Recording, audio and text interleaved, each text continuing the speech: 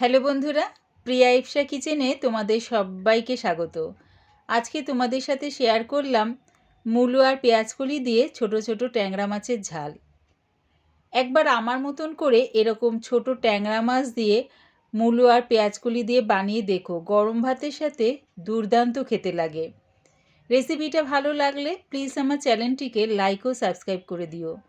তবে দেখে নাও আমি এটা কেমনভাবে তৈরি করি। দেখো, ট্যাংরা মাছ নিয়েছি ঠিক এরকম ছোট ছোট। এবারে এর মধ্যে দিয়ে দিলাম আন্দাজ করে হলুদ গুঁড়ো, আর দিলাম স্বাদ অনুযায়ী নুন। ট্যাংরা মাছ কিন্তু ভীষণ ফাটে, তাই এর মধ্যে দিয়ে দিলাম 2 চামচের মতন কাঁচা সর্ষের তেল।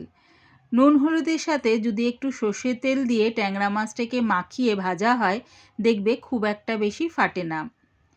মূলো নিয়েছি দেখো এরকম সরু সরু লম্বা করে কেটে নিয়েছি।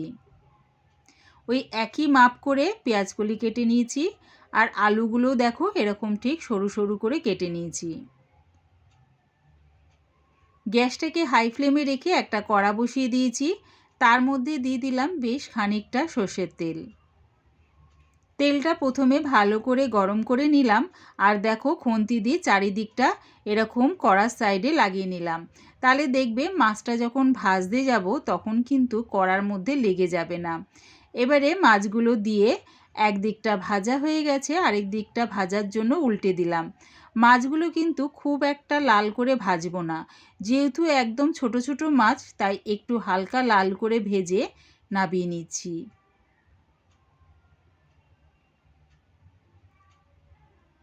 ওই একইভাবে সব মাছগুলো দিয়ে উল্টে পাল্টে একটু লাল করে ভেজে নামিয়ে নিলাম।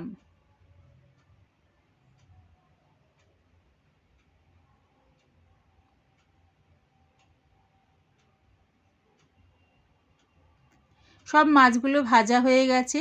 এবারে মাছ ভাজার তেলের মধ্যে ফোড়নের জন্য দিলাম 1/2 চামচ কালো জিরে।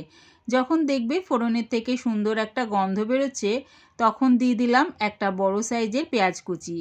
পেঁয়াজটা একটু তেলের সাথে নাড়িয়ে চাড়িয়ে দিয়ে দিলাম আলু। আলুটা দিয়ে পেঁয়াজের সাথে মিশিয়ে একটু লাল লাল করে ভেজে নেব। তোমরা চাইলে আগে আলুগুলো ভেজে নামিয়ে নিয়ে তারপর পেঁয়াজটা দিতে পারো। এবারে দিয়ে দিচ্ছি মূলোটা দিয়ে আলু আর পেঁয়াজের সাথে একটু নাড়িয়ে চাড়িয়ে নিলাম। দিলাম 1 চামচ আদা রসুন পেস্টটা দিয়ে একটু কষিয়ে নিলাম। প্রায় 2 মিনিট ধরে কষিয়ে নিয়ে দিয়ে দিলাম একটা বড় সাইজের টমেটো কুচি। দিলাম 1/2 চামচ হলুদ গুঁড়ো, 1 চামচ জিরের গুঁড়ো, 1 চামচ লঙ্কার গুঁড়ো। ঝালটা তোমাদের স্বাদ অনুযায়ী ব্যবহার করো। দিলাম স্বাদ অনুযায়ী নুন। সব কিছু ভালো করে মিশিয়ে নিয়ে কষিয়ে নিলাম।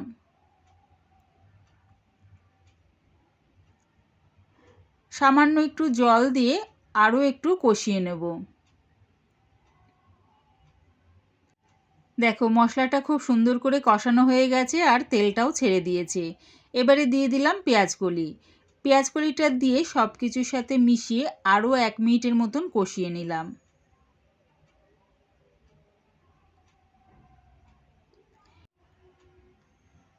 এবারে দিচ্ছি আলু আর মূলোটা সেদ্ধ হওয়ার মতন বেশ খানিকটা জল। জলটা দিয়ে সব কিছুর সাথে ভালো করে মিশিয়ে নিলাম।